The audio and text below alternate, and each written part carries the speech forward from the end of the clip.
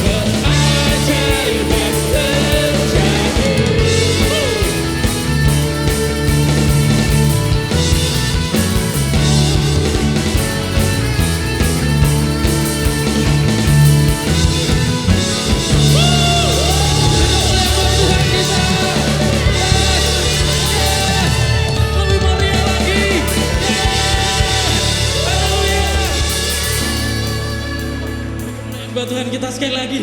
Yes, haleluya. Terima kasih Tuhan. Yes. Haleluya. Terima kasih Tuhan. Terima kasih. Terima kasih Tuhan. Karena Engkau Tuhan. Karena Engkau kami teguh berdiri Tuhan. Karena ada Engkau Tuhan. Yes.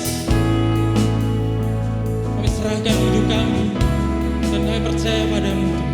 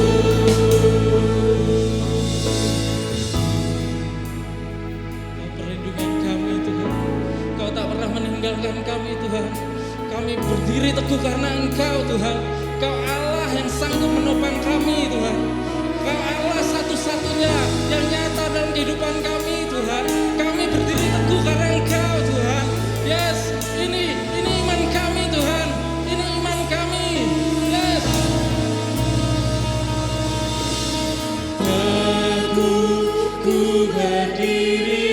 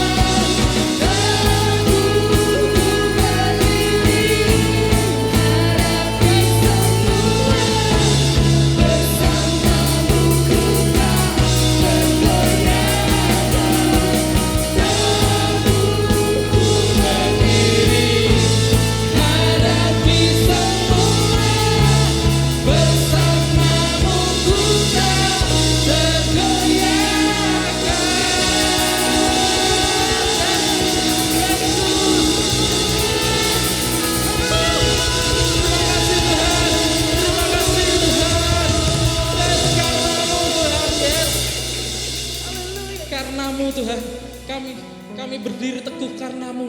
Kau kekuatan kami Tuhan, Kau menopang kami saat kami jatuh. Terima kasih Tuhan, Kau tidak pernah meninggalkan kami. Terima kasih Yesus, terima kasih. Saat ini Bapa, kami siap mendengar firman-Mu Tuhan.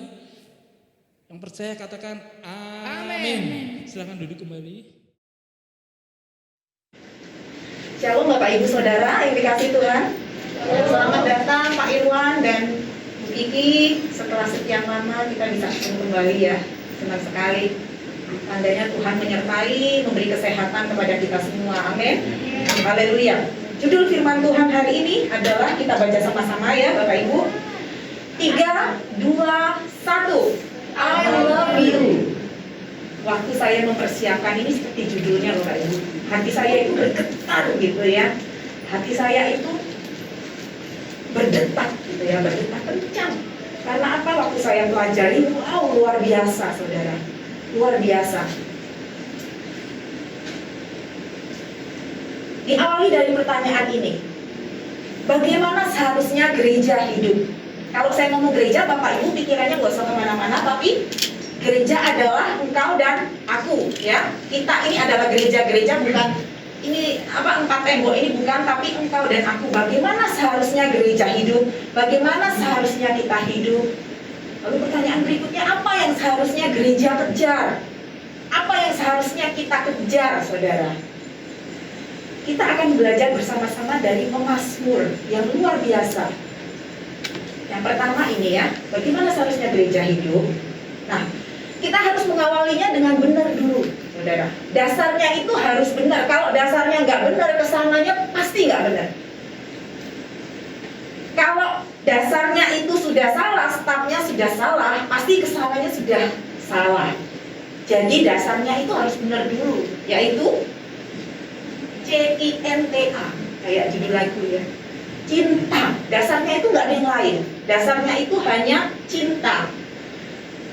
Tapi cinta yang bagaimana, Saudara? Nih, Mazmur 84 ayat 2 sampai 4. Ya, kita ini belajar dari Mazmur 84 ya, dari pemazmur nih, bagaimana seharusnya gereja hidup, apa yang seharusnya gereja kejar gitu ya. Nah, cinta yang bagaimana? Saya kasih yang warna merah itu sebagai poin-poinnya ya, penekanan-penekanannya. Mazmur ini awalnya berkata begini, di awalnya.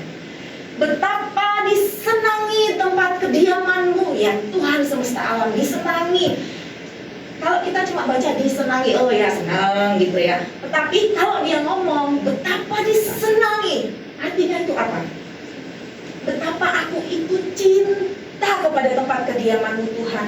Tidak ada tempat di dunia ini seperti rumah Tuhan. Tidak ada tempat di mana aku pengen ke sana itu ya, seperti kepengenanku ini ke rumah Tuhan, ke kediaman Tuhan. Tidak ada tempat di muka bumi ini seperti di rumah Tuhan. Dia tidak berbicara tentang fisiknya, Saudara. Bukan karena gerejanya itu bait Allah itu ya, yang dia maksud ini bait Allah itu. Bukan karena bait Allah itu megah. Bukan karena pilar-pilarnya yang kokoh, saya yakin sih masih ada bangunan yang lebih baik, yang lebih megah ya. Bukan karena itu.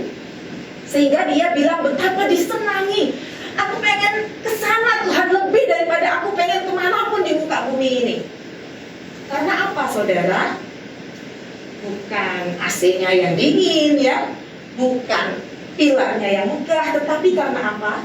Karena ada seorang pribadi yang dia cintai di situ. Karena di rumah kediaman Tuhan itu ada seorang pribadi yang ada di hatinya, kekasihnya, Saudara. Ada kekasihnya di sana. Makanya dia bilang betapa aku senang, betapa aku suka rumah Tuhan. Karena ada seorang pribadi yang dia cintai di situ. Dan hanya di rumah Tuhan itulah dia bisa ketemu dengan kekasihnya, bukan di tempat yang lain. Dia bilang jiwaku hancur karena merindukan. Saudara pernah merasakan merindukan seseorang sampai hancur? ya, rindu sampai hancur hatinya. Pemazmur itu bilang hancur karena rindu. Hancur karena rindu kepada Tuhan. Bahkan dia tidak bilang di rumah Tuhan yang pelatarannya loh saudara. Pelataran itu apa? Halamannya aja tuh dia sudah rindu. Lihat halaman rumah Tuhan aja dia tuh rindu, hancur hatinya. Hancur tuh gimana sih saudara? Hancur itu setiap malam dia itu nangis karena rindu. Setiap malam dia itu sedih. Tuhan ini gak tahan, rindu. Lihat halamanmu aja itu aku rindu Tuhan. Karena kenapa? Karena di sana aku bisa ketemu dengan kekasihku. Hatiku dan dagingku bersorak-sorai kepada Allah yang hidup. Sebetulnya yang lebih tepat itu bukan bersorak-sorai, tetapi menangis.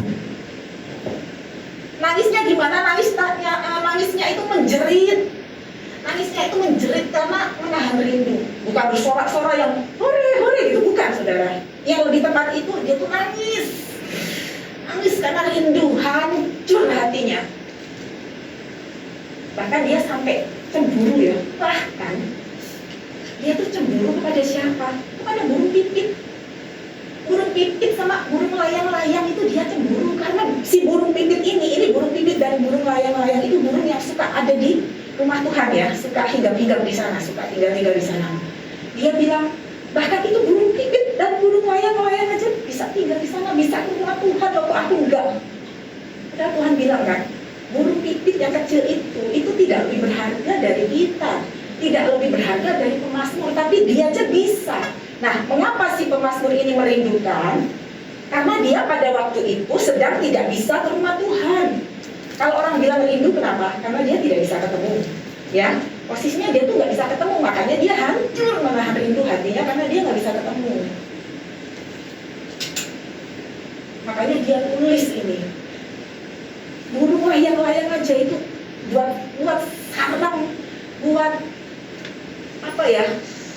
Sarangnya itu untuk taruh anak-anaknya di atas mesbah Tuhan. Kok aku nggak bisa Tuhan itu? Tapi burung kecil yang tidak berdaya itu aja bisa, aku nggak bisa. Lihat halamanmu aja. Aku nggak bisa, rindu dia. Saudara, rahasia ya. Saudara, ya. Nah, waktu saya lihat ini ya, perikop yang ini ya, bukan perikop yang bagian ini tuh, saya tuh ingat. Dulu waktu saya masih lebih muda, sekarang masih muda, tapi waktu lebih muda, kita kan kuliah bareng. Tapi kan kalau di kampus kita nggak bisa deket-deket, ya kan? Kita nggak bisa ngobrol, nggak bisa duduk berdua, aduh diskors nanti ya. Nah, satu saat Pastor John bilang ya, kamu bisa nggak nanti Natal mimpin pujian gitu ya, acara Natal di gerejanya ya. Pastor ini dulu tinggal di daerah Tanjung itu perbatasan Jawa Tengah Jawa Barat gitu ya, dekat Losari gitu ya. Nah, rumah Tanjung, saya katakan rumah Tanjung gitu ya, biar Bapak Ibu gampang. Waktu dia ngajak itu, wah seneng saya ya. Aduh ini yang ditunggu-tunggu itu. Saat pertama kalinya saya akan ke rumah calon mertua, gitu kan ya. Saya akan pertama kali ketemu dengan calon mertua, tuh seneng banget kan ya, berbunga-bunga semua saya siapin ya. Baju yang paling bagus saya siapin ya, yang saya merasa saya paling cantik pada baju ini, itu yang saya siapin ya. Pokoknya aduh sedang menghitung hari gitu ya, detik demi detik, nunggu-nunggu itu tanggal tersebut itu ya, tanggal hanya itu. Lalu waktu saya di sana, saudara, persis seperti apa yang dirasakan ini. Senang. Di rumahnya sederhana, saudara. Sederhana, nggak megah. Tapi saya senang sekali di rumah itu. Kenapa? Di rumah itu saya bisa duduk berdua dengan kekasih saya. Kenapa? Karena di rumah Tanjung ada kekasih saya waktu itu. Kenapa saya senang? Karena di rumah Tanjung ada seorang yang namanya Joni Lumondo di situ. Saya akan ketemu di situ, ya. Saya disambut dengan hangat sekali oleh calon ibu mertua. Dia bilang, Dek, kita cari baju ya, pimpin pujian. Cari baju ke tempat penyewaan baju ya, kebaya saudara ya, kebaya kuning ya. Ini Dek bagus, dia pilih, terserah gitu ya. Mulut aja kan ya, mau jadi calon mantu kan mulut kan ya, harus manis kan. Kenapa saya suka ke rumah itu? Kenapa saya rindu selalu ke rumah itu?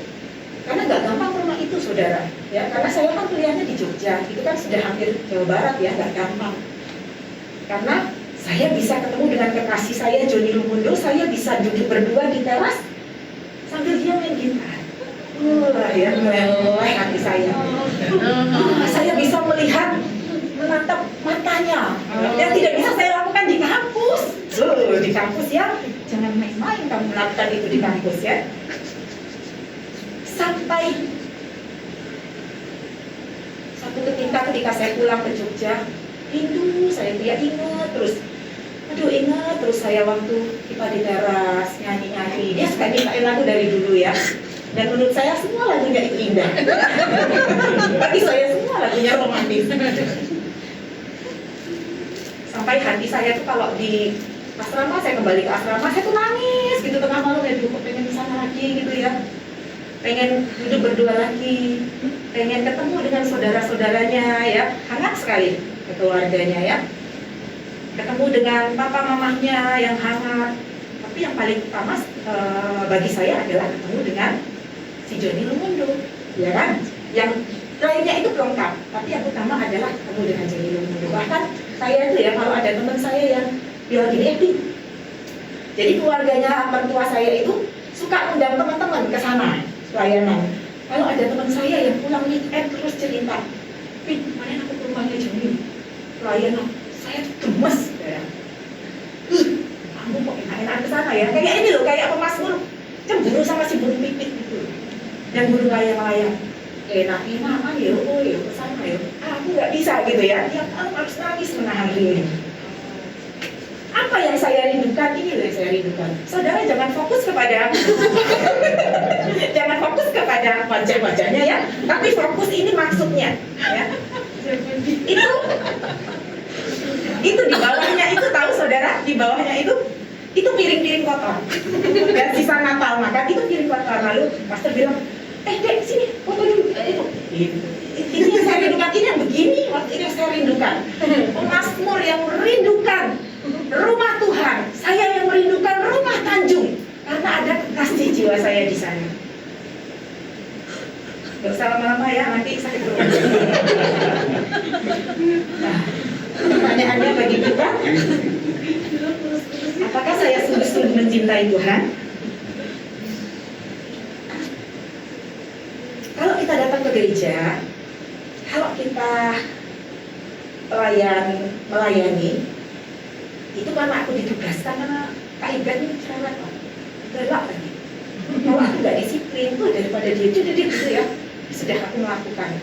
Tapi kalau saudara tidak lagi merasakan yang tadi, yang CINTA itu sebagai dasar saudara melakukan semuanya di rumah Tuhan, Tuhan bilang gini, lalu aku mencela engkau. Ingat ya, kalau kita sudah tidak ada cintanya itu lagi, tidak ada gernya sebagai dasar kita melakukan semuanya, tidak hanya di gereja, tapi kalau kita kasih bantuan ke orang miskin, ya, kita melakukan kebaikan, kita lakukan apapun yang baik yang bisa kita lakukan. Kalau kita tidak mencintai Tuhan, Tuhan bilang, namun aku mencela engkau. Hati-hati saudara, dasarnya kita sudah benar apa belum? Ya, apa yang seharusnya gereja kejar? Kita tahu nih bagaimana harusnya dasarnya nih, startnya nih harus benar dulu ya, yaitu cinta. Semuanya kita lakukan tuh karena cinta. Apa yang seharusnya gereja kejar? Pemazmur mengajarkan kepada kita di ayat yang selanjutnya 5 dan 6, dia bilang, berbahagialah orang-orang yang diam di rumahmu.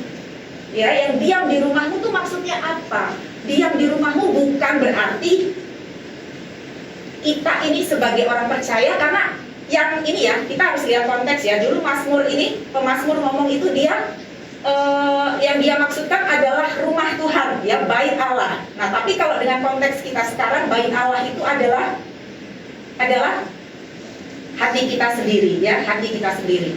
Berbahagialah orang-orang yang diam di rumahmu. Diam itu maksudnya apa? Diam itu saya menemukan kata yang paling tepat untuk menerjemahkannya itu ya, supaya saudara gampang menangkapnya, yaitu satu kata, berpaut. Hatinya itu berpaut. Kalau orang hatinya berpaut, saudara, yang dia pikirkan itu ya orang itu. Kalau hatinya berpaut, waktu saya dulu berpacaran hatinya berpaut itu, yang saya pikirkan adalah pacar saya. Dia bilang, aku tuh senang loh kalau kamu pakai baju warna pink, katanya. Saya melakukan itu, saudara. Saya beli baju pink, padahal saya tidak suka warna pink. Saya beli baju pink. Lalu dulu rambut saya panjang. Kayaknya kepanjangan rambut itu jelek. Kayaknya kamu bagus agak pendek. Saya potong agak pendek. Saya tidak terpaksa melakukannya. Saya melakukannya dengan senang karena saya tuh berpaut, gitu loh. Hati yang berpaut itu hati yang terus-menerus memuji-muji engkau. Dia itu hanya bisanya memuji kalau orang hatinya berpaut, saudara. Nggak ada komplain, no komplain. Karena hatinya berpaut kepada Tuhan. Nggak ada komplain. Tuhan, aku kok sakit tak sembuh-sembuh loh Tuhan. Aku kok kerja keras tapi kok untungnya masih sedikit, kok lambat sekali pertumbuhannya ini aku, keuangannya. Tuhan, aku sudah pelayanan susah-susah ini kok malah dicerewetin sama orang loh, bukan diterima kasih, malah aku ini dikomplain sana sini padahal aku sudah susah payah. No, hati yang berpaut itu yang dasarnya cinta tadi, saudara. Dia hanya bisa memuji-muji. Memuji itu apa sih? Orang memuji itu karena ada syukur. Orang kalau nggak ada syukur nggak bisa memuji, saudara. Dia hanya bisa memuji, terima kasih Tuhan, Engkau baik. Apapun itu hati yang berpaut. Yang kekuatannya di dalam Engkau. Kekuatannya di dalam Engkau artinya dia itu tidak mengandalkan kekuatannya sendiri. Beberapa hari yang lalu kita ngobrol ya, hari Jumat sama seorang oma-oma. Pastor, sekarang itu kalau orang kaya itu ya pastor jadinya kaya, dia tidak beriman lagi kepada Tuhan, katanya ya, kata si oma ya. Karena kalau orang kaya kan duitnya banyak. Begitu dia sakit, yang pertama dia pikirkan dan dia cari adalah dokter mana yang paling hebat. Karena dia ada duitnya, dompetnya tebel. Jadi yang dia cari pertama kali adalah informasi dokter mana ini yang paling hebat, tanya teman-teman. Dia lupa untuk melakukan pertama kali yang paling penting, yaitu kamu datang sama Tuhan dulu. Datang sama Tuhan dulu, yang membuktikan siapa yang kamu andalkan. Saat pertama berlari dan mencari pertolongan kepada siapa, itu yang ada di hati kita. Apakah kita mengandalkan uang, mengandalkan koneksi, mengandalkan keluarga kita yang punya kedudukan, atau kita mengandalkan Tuhan. Nah, itu diawali dari hati yang berpaut. Lalu berikutnya, yang berhasrat mengadakan ziarah. Ini agak membingungkan karena terjemahan asli itu tidak ada kata ziarah, saudara ya. Di bahasa Inggris itu tidak ada kata ziarah. Tapi saya ambil terjemahan yang paling mendekati, yaitu firman Allah yang hidup berkata begini. Berbahagialah orang yang kuat di dalam Tuhan, yang berhasrat mengadakan ziarah tadi, artinya ini, yang berhasrat mengikuti langkah-langkahmu. Ini yang terjemahan yang paling tepat, makanya ini yang saya ambil. Karena tidak ada kata ziarah sebetulnya di bahasa aslinya ya. Nah saudara, waktu saya menerima seorang Johnny Lumondo, saya bilang, iya, saya mau itu, karena hati saya berpaut kepadanya. Sudah itu yang ganteng itu, ya, itu lewat. Karena saya melihat Johnny Lumondo, mata saya ini hanya melihat Johnny Lumondo. Kalau saya berpaut, mengandalkan itu karena apa sih? Karena saya percaya dia akan bisa membawa saya untuk bahagia, gitu ya. Dia bisa membawa saya kepada bahagia. Karena saya berpaut hatinya, saya mencintai, saya percaya, saya mengandalkan dia, saya mau, kamu bawa kemana saya mau. Kamu bawa aku kemana, kamu suruh aku apa, saya mau. Karena saya percaya, kamu mencintai saya dengan tulus, kamu akan membawa saya kepada sesuatu yang baik. Ini saya biar gampang ya. Jadi apa yang seharusnya gereja kejar? Yang pertama itu kita berpaut atau enggak sama Tuhan. Pikiran kita, mata kita itu tertuju hanya kepada Tuhan atau tidak. Kalau tidak sudah kita akan melenceng jauh, saudara. kalau kita nggak berpaut. Apa-apa pertama kali, apa-apa ya, apa yang kita lakukan, apa yang kita kejar itu harus berpaut dulu. Orang yang berpaut, dia bisa mengandalkan, percaya kepada Tuhan. Lalu yang paling penting ini yang kemarin pastor bilang ya, orang Kristen itu hanya ada dua, taat dan tidak taat. Mengikuti itu artinya apa sih? Taat, sudah titik. Sudah tidak perlu banyak ngomong lagi, yang penting taat.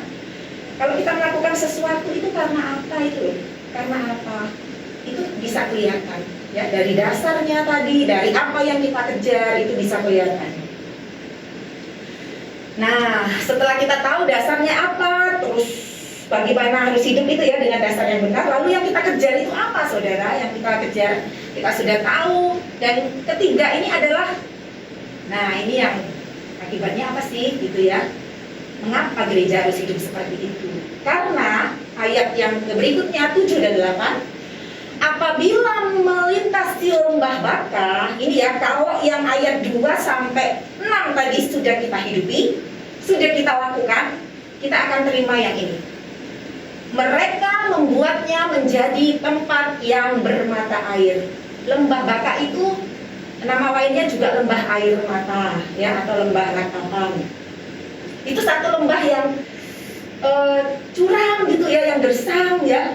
Kalau orang lari situ biasanya sakit lah ya, karena tidak ada air, tidak ada apa, kering dan sebagainya.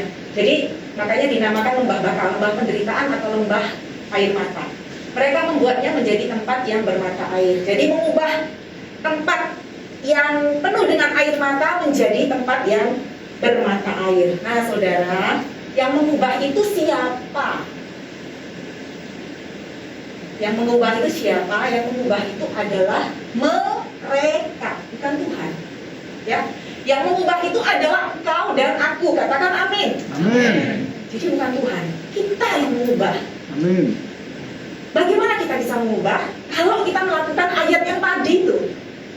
Jadi sudah kita nggak usah, oh Tuhan tolong aku Tuhan, nggak usah. Kita loh yang mengubah, ini kita. Mereka, Tuhan nggak bilang aku akan menolong apa, bukan, tapi kita. Tapi ingat, ada ayat yang sebelumnya. Bahkan hujan pada awal musim menyelubunginya dengan berkat. Mereka berjalan makin lama makin kuat, makin lama, makin lama, makin lama.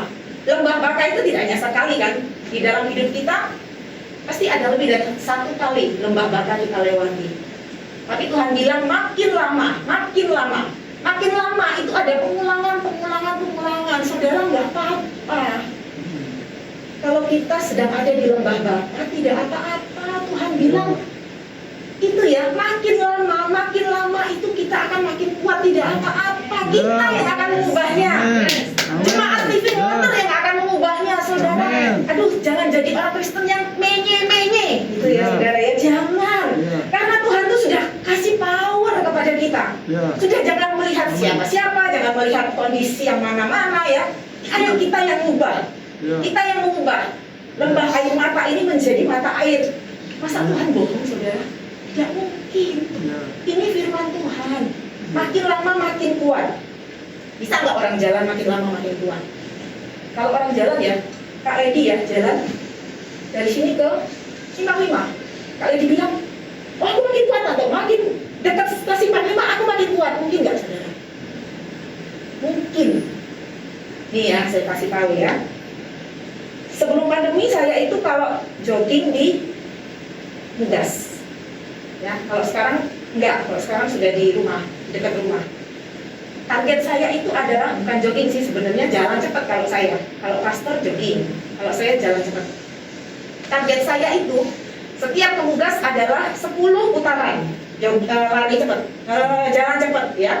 10 putaran target saya. 3 putaran pertama, saudara, rasanya saya mau pulang. Berat. Tambah masih masuk, masih bangun, itu berat. Aduh, sudah capek ya. Aduh, udah keringetan ya. Udah tak ngasuh sih ya. Ngasuh lah. Itu 3 lingkaran pertama sebenarnya. 5 lingkaran, 5 putaran. Nah, jadi masih kesel. Tapi begitu 8 dan 9, pengen tambah saya. Pengen nambah. Emang dia kok cuma 10? Sayang ya, tanya pastor. Pastor seringkali menunggui saya karena kalau jalan kan lebih lambat ya. Begitu ke 8 dan ke 9, tambah nggak ya? Tambah, sayang nih sudah sampai sini. Dan saya seringkali tambah. Karena semakin enteng. Rasanya tuh semakin enteng, saudara. Semakin enteng. Kata pastor, ya makin panas mesinnya, ya. Itu semakin enteng. Saya percaya kalau saudara, ini loh saudara, kenapa ada orang Kristen yang kalah, ya, yang menye-menye gitu ya, betapa malang nasibku, itu ya, yang menye-menye, dan ada orang Kristen, aduh, ayo bu, kuat bu, kenapa? Itu hanya ada di sini loh, kuncinya tuh di sini saudara, di sini, bukan di uang kita, bukan di kantong kita yang tebel, bukan di koneksi kita, bukan. Orang Kristen yang kuat itu ada di sini nih kuncinya. Di sini terus naik ke sininya. Sehingga mereka bisa berjalan makin lama makin kuat, saudara. Jemaat yang lain boleh ini. Tapi jemaat Living Water semuanya adalah prajurit. Amin. Yes. Benar saudara, saya sebagai hamba Tuhan, kita yang menggembalakan itu, aduh, senangnya minta ampun kalau lihat saudara itu tumbuh kuat gitu ya. Kalau menye-menye sekali ini aja, kamu kok suaramu tuh suaramu halas gitu ya, singgung. Nah itu yang tadi dia nggak ngerti dasarnya, nggak ngerti aku nih harus jalan makin lama makin kuat. Itu aduh gampang tersinggung, gampang. Nanti hamba Tuhan pendetanya bilang, ini khotbah ini dia masuk. Nyindir aku gitu, Pastor John gitu, diambil gitu, bicara tenang. Nyindir aku gitu, Mas Tulia. Ada di sini dan di sini, saudara. Saya pengen saudara ini seperti pemazmur ini loh, yang punya cinta ya. Kenapa mereka makin lama makin kuat? Karena mereka tahu, ini loh ujungnya ini loh, menghadap Allah di Sion. Ini ujungnya ini. Saya tahu, kalau saya tidak selamanya ada di Mugas itu 10 keliling, 11 keliling. Tidak, saya akan pulang ke rumah. Pulang saya bisa makan, saya bisa tidur. Itu tidak di situ terus, saudara. Nah, ini puncaknya menghadap Allah di Sion. Nih ayatnya saudara. Sebab penderitaan ringan yang sekarang ini mengerjakan bagi kami kemuliaan kekal. Pemazmur tahu tuh loh, kemuliaan kekal itu loh, goalnya dia tuh kemuliaan kekal. Penderitaan ringan, penderitaan itu ringan. Ini Tuhan yang bilang, penderitaan yang kita alami itu penderitaan yang ringan. Bukan saya yang ngomong Bapak Ibu, ini Tuhan yang bilang ringan. Apa penderitaan pergumulan kita tuh apa? Itu ringan. Asal di sini kita sudah benar dulu. Di sini kita udah benar dulu. Itu ringan semuanya. Tuhan yang bilang. Dan dia tahu nih goalnya itu kemuliaan kekal. Ada upah itu, ada upah nanti saya ini kalau saatnya sudah tiba nih saya dapat upah. Dapat upah itu loh yang saya kejar itu upah. Saya tahu saya harus lari itu upahnya supaya saya sehat. Badannya ini supaya sehat, supaya kalau saya naik tangga itu gereja, saya nggak ngos-ngosan. Supaya saya bisa visitasi dengan sehat, saudara. Nggak ada penyakit. Itu goal saya keliling Mugas itu dulu. Saya punya goal itu saya sehat, saya bisa umur panjang, saya bisa lihat cucu-cucu saya melayani Tuhan. Saya bisa melihat cucu-cucu jemaat Living Water melayani Tuhan. Wow, saudara. Makanya saya harus olahraga setiap pagi sampai hari ini. Karena saya tahu. Nah, kita harus melakukan sesuatu itu harus ngerti goalnya apa. Kita tidak di dunia ini untuk selamanya, saudara. Tidak. Ada orang yang penuh penderitaan, seakan-akan di dunia ini dia hidup selama-lamanya kekal. Ada orang juga yang menikmati hidup dalam dosa, menikmati seakan-akan dia di dunia ini untuk selama-lamanya. Padahal itu ada kemuliaan kekal menghadap Allah di Sion. Haleluya. Nah, ini saya buatkan skemanya sebagai kesimpulan kita hari ini, saudara ya. Jadi, bagaimana gereja seharusnya hidup? Dasarnya harus benar dulu, yaitu cinta. Cinta kepada siapa? Bukan lagi kepada bait suci yang pemazmur tadi uraikan ya. Karena kita ini bait sucinya Tuhan ya. Di sini juga rumah Tuhan. Nah, kalau kita dasarnya benar, kita ada cinta. Setelah kita ada cinta, apa yang kita kejar? Hati kita terus berpaut kepada kekasih kita itu, kepada Tuhan. Kita percaya, kita mengandalkan Tuhan. Lalu kita mengikuti jalan-jalannya, taat kepada Tuhan. Apa yang akan kita dapatkan? Kita akan menjadi seperti apa? Mengalami apa? Kemuliaan demi kemuliaan. Kita lewat lembah baka, kita lulus ya. Kita bisa melewatinya. Ada orang yang fitnah kita luar biasa ya. Kita bilang, aku ampuni kamu, aku mengasihimu, seperti khotbah beberapa minggu lalu ya. Gracious, aku ampuni. Lulus dia, lulus. Dia sudah tidak hidup merana lagi dengan dendam, dengan sakit hatinya, lulus. Berikutnya ada sakit penyakit, dia bilang, aku gak peduli. Sekalipun manusia lahiriah makin merosot, tapi manusia batiniahku semakin diperbaharui hari demi hari. Amin. Lewat lagi dia lembah kekelaman, lembah baka.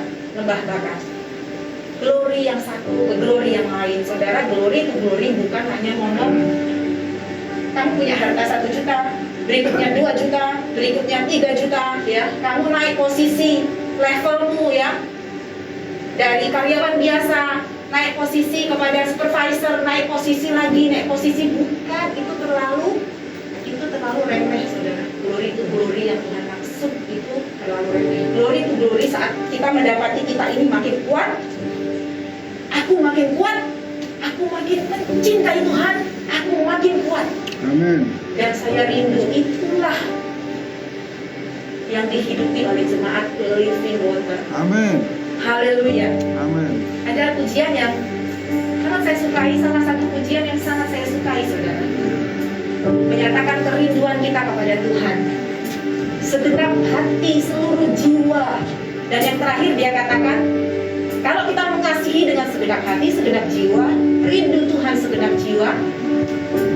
Maksudnya apa? Maksudnya di dalam hidupku setiap waktu nyatakan jalanmu Tuhan. Untuk apa? Supaya aku bisa ikut jalannya Tuhan. Nyatakan jalanmu Tuhan, supaya aku ikuti langkah-langkahmu. Seperti yang pemazmur bilang tadi, aku akan mengikuti langkah-langkahmu. Itu cinta yang benar. Seperti saya mencintai seorang Joni Lumondo, saya ikuti kemanapun langkah-langkahnya. Dia bawa keluarga kita kemana, ikuti langkah-langkahnya. Bukankah Tuhan itu kekasih jiwa kita, saudara? Amin. Kasih hati kita. Amin.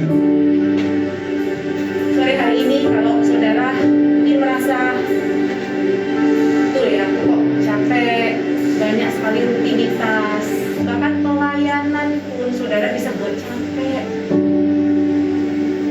Beneran saudara, kalau dasar kita nggak benar. Skema tadi itu ya, itu kayak pohon ya. Kalau dasarnya itu, akarnya itu, si cinta itu nggak ada, roboh pohonnya, capek saudara. Tapi kalau dasarnya benar, akarnya baik, itu buahnya juga baik. Mari kita mengajak kita menaikkan pujian ini, itu dari hati saudara ya, dari hati. Bukan hanya sekedar nyanyi ya, ini lagunya orang Kristen, itu bukan, ini adalah isi hatimu kepada Tuhan. Sudah nggak usah peduli yang lain saudara, nggak usah peduli kanan kirimu, kamu dengan Tuhan saja.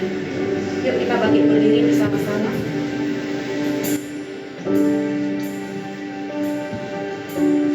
Inilah rinduku kepadamu,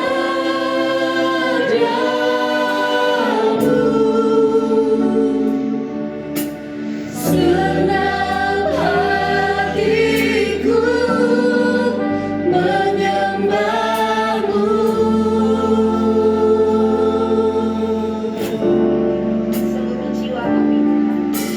seluruh jiwaku memujimu.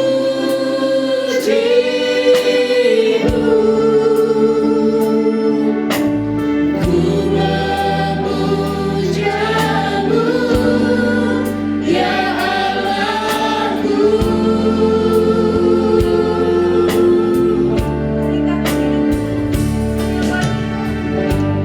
Ku berikan hatiku